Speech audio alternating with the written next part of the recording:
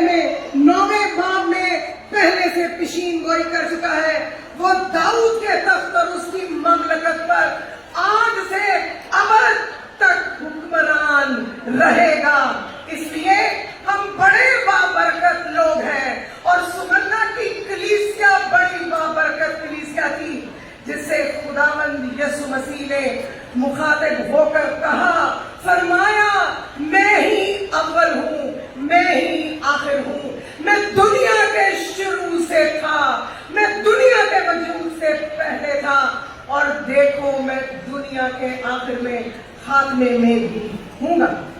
ان الفاظ میں اول اور آخر کہتے ہوئے خداوند یسوع المسیح نے اپنی ازلیت کو اور اپنی ابدیت کو بھی ظاہر کیا ہے.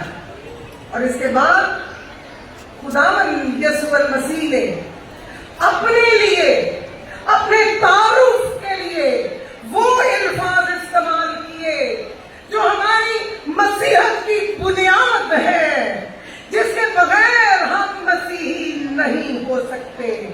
اور وہ الفاظ تھے، اے سمرنا کی کلیسیا اور اے اس کنونشن میں بیٹھے ہوئے لوگوں، عالمگیر کلیسیا کے ایمانداروں، کان لگاؤ سنو، میں مر گیا تھا.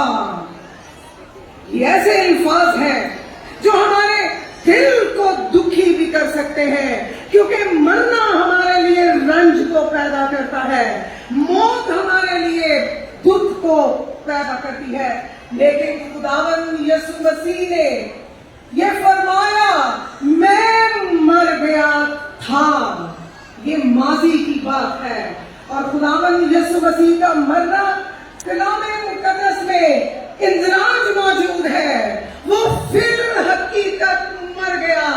بہت سے لوگ اس بات پر اعتراض کرتے ہیں کہ اتنا بڑا شخص، اتنی بڑی ہستی، ایک کتنا بڑا نبی جو مردوں کو زندہ کرتا تھا، وہ کیوں مر گیا، وہ کیسے مر گیا؟ یہ ممکن نہیں ہے. اور لوگ نہ صرف اس پر اعتراض کرتے ہیں بلکہ وہ اس کو کفر بھی سمجھتے ہیں اور اس بات کو ماننے کے لیے تیار نہیں کہ وہ مر گیا تھا. لیکن انجیل مقدس ہمیں صفائی کے ساتھ بتاتی ہے اور خداوند یسوع مسیح کلیسیاؤں کو پیغام دیتا ہوا خود بھی فرماتا ہے، میں مر گیا تھا.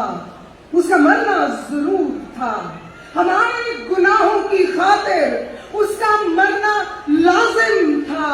اگر وہ نہ مرتا تو آج ہم یہاں بیٹھ کر اس کے نام کے نعرے نہ لگا رہے ہوتے. اگر وہ نہ مرتا ہم گناہوں میں پڑے ہوتے. اگر وہ نہ مرتا ہم ابلیس کے شکنجے میں ابلیس کا شکار ہوتے. وہ مر گیا تاکہ میں اور آپ نجات پائے. اس لیے ہمیں اس کی موت پر شرمندہ ہونے کی ضرورت نہیں ہے. وہ اپنے کسی قصور کی وجہ سے نہیں مرا، وہ اپنے کسی گناہ کی وجہ سے نہیں مرا. اگر وہ لعنتی موت